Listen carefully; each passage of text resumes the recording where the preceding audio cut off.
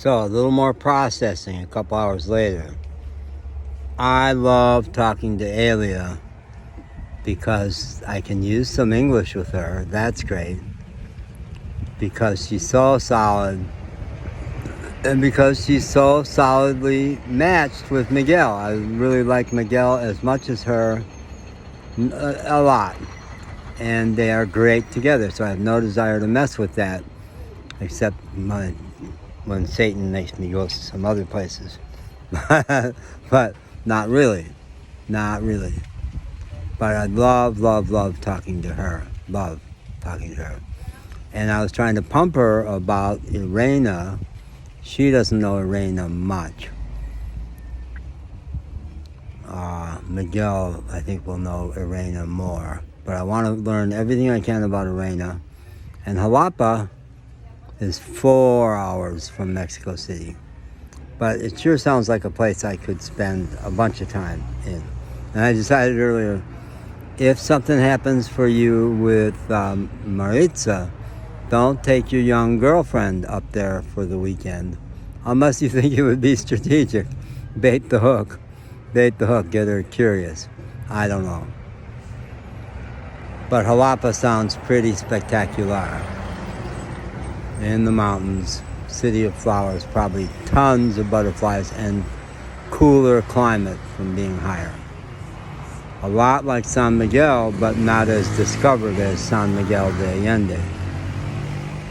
I love being a storyteller, and I love being able to tell stories. And with Alia, I could tell stories because I could use some English and a whole lot of hamming it up, pantomime, and sound effects.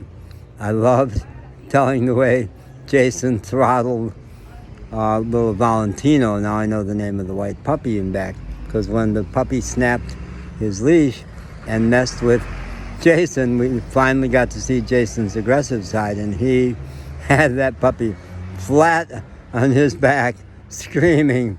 So I was imitating, ah! Ah! And then I told the story of Mufafa messing with the cat over above the church, the Templo Pentecostal, on the side road over there, and how he came back down the stairs going, oh, ow, ooh, no. Now that video would be easy to put subtitles with, easy, because very little of it is me talking, so the subtitles could be very effective. So there's that. And sitting there through 3 shifts of people eating and never getting my food. Well, you know, I'm bottom of the totem pole in terms of importante. Family came first, customers came first. Family could go in and out of the kitchen and get their own food and cook their own food. So it was all right. It was all right. I did not take that personal. And all this really neutralized the dynamics for me with Maritza. It was nice being around her and noticing her as lovely, and really back to very much, well, we'll see. No es importante. And I was able to tell the story about me getting mad at the Telcel store, and Alia enjoyed hearing that. I said I went all North American on that poor girl.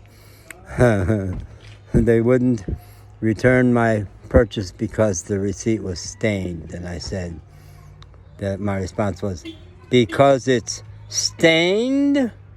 I said it, and then louder, because it's stained. And I told him about how I had swiped the box off of the counter quite violently, and that shocked Alia because that's so not Latino.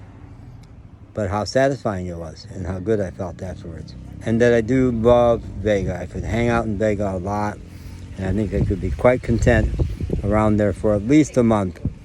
If nothing happens really with Maritza, then probably a month. But that's good. And we were talking about how close it is to everything changing, because in a couple of days, I could have a car that's working again. Yeah. Okay, it's a little dump about that. That's all I really have to say at this point about that.